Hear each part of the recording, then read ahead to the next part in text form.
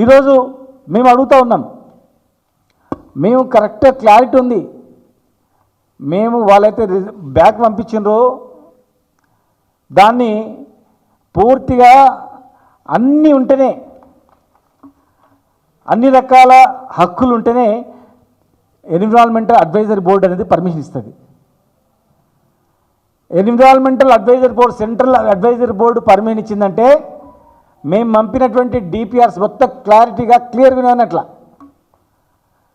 Minor ఇరిగేషన్లో 45 టీఎంసీల నికర జలాలు, 45 టీఎంసీల నికర జలాలు మావి మిగిలి ఉన్నాయి అని చెప్పి వారికి ఇవ్వడం జరిగింది.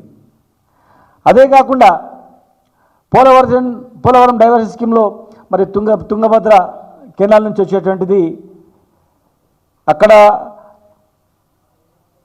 గోదావరి డైవర్షన్ స్కీమ్లో మనకు మిగులు జలాలు మనకు వచ్చేటువంటివి దాదాపు 45 టీఎంసీలు. అవి కూడా అంటే మొత్తం 80 టీఎంసీలలో 35 టీఎంసీలు కర్ణాటక, మహారాష్ట్ర రెండు వాడుకుంటున్నాయి ప్రజెంట్. కర్ణాటక, మహారాష్ట్ర వాడుకున్న తర్వాత మిగతా 45 టీఎంసీలు నాగార్జున సాగర్ ఎగువన ఉన్నటువంటి ప్రాంతం వాడుకోవాలని ఉంది. నాగార్జున సాగర్ ఎగువల వాడుకోవాలని, ఎగువల ఉన్నది ఓన్లీ తెలంగాణనే. అంటే ప్యూర్గా ఆ 45 టీఎంసీలు తెలంగాణ ప్రాంతానికి గతంలో ఇచ్చిన తీర్పు ప్రకారం. కర్ణాటక, మహారాష్ట్ర వాడుకుంటుంది.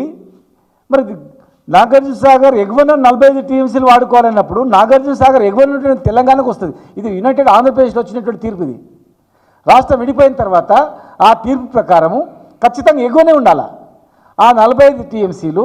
ఈ 45 టీఎంసీలు మైనర్ ఇరిగేషన్ కింద ఉన్నటువంటి 45 టీఎంసీలు, ఈ రెండు కలిపి ఈ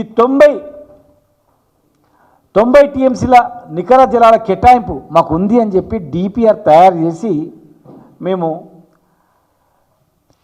సెంట్రల్ వాటర్ బోర్డ్ కమిషన్కి పంపించడం జరిగింది. అక్కడ రెండు డిపిఆర్స్, ఒకటి పర్యావరణ మంత్రిత్వ శాఖకు, జలవనరుల మంత్రిత్వ శాఖకు. పర్యావరణ మంత్రిత్వ శాఖ కన్నా ముందు ఎన్విరాన్మెంట్ అడ్వైజరీ బోర్డుకి వెళ్తుంది. అడ్వైజరీ బోర్డు ఎప్పుడైతే క్లియరెన్స్ ఇస్తుందో ఆటోమేటిక్గా పర్యావరణ మంత్రిత్వ శాఖ నుంచి రావాలా. సంవత్సరం అంతకుముందు నుంచి పెండింగ్లో ఉంది. ఎప్పుడైతే ఎన్విరాన్మెంటల్ అడ్వైజరీ బోర్డు పర్మిషన్ వచ్చిందో రాగానే ఇక్కడ పనులు వేగవంతం చేసుకోవడం జరిగింది. 1 ఇయర్ తర్వాత ఈరోజు ఆ పర్యావరణ మంత్రిత్వ శాఖ రొటీన్గా అయ్యేది బ్యాక్ ఎందుకు వచ్చింది?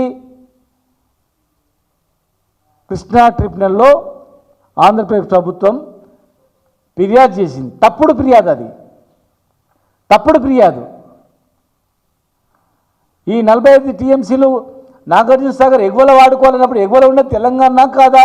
మరి తెలంగాణకు వచ్చిన హక్కును మీరెట్లా కాదంటారు? మైనర్ ఇరిగేషన్ కింద ఉన్నటువంటి 45 నికర జలాలు ఉన్నాయని చెప్పి అడ్వైజరీ బోర్డు ఒప్పుకున్న తర్వాత మీరెట్లా దాన్ని ఆపుతారు?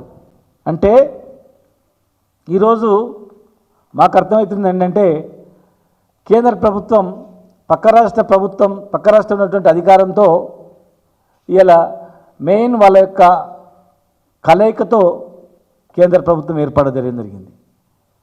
కనుక ఈరోజు ఏమైందంటే ఆంధ్రప్రదేశ్ గవర్నమెంటు, కేంద్ర ప్రభుత్వం అధికారంలో రావడానికి వాళ్ళ కూటమిలో ప్రధాన భూమిక పోషిస్తుంది. కనుక మరి ఈరోజు మాకు వచ్చే అనుమతిని వాళ్ళు ఆపి, తెలంగాణకు రావాల్సిన 3 అనుమతులను కూడా ఆపి, ఆ ప్రభుత్వం ఆపి, మరి తెలంగాణకు వచ్చే ప్రయోజనాలన్నీ ఒక్కొక్కటి వాపసు వస్తున్నాయి. ఇలా మా పాలమూరు రంగారెడ్డి జిల్లా ప్రాజెక్టు కంప్లీట్ అయితే పాలమూరు సస్యశ్యామలు అవుతుందని చెప్పి, నల్గొండ కూడా డిడి ప్రాజెక్టు నుంచి కూడా నీళ్ళు వచ్చి అక్కడ కొంత భాగం, ఇక్కడ రంగారెడ్డి జిల్లా చేవేల వరకు ఇవన్నీ కంప్లీట్ చేసుకొని కరువు పీడిత ప్రాంతంగా ఉన్నటువంటి ఈ ప్రాంతం బాగుపడుతుంది అనుకున్నాం.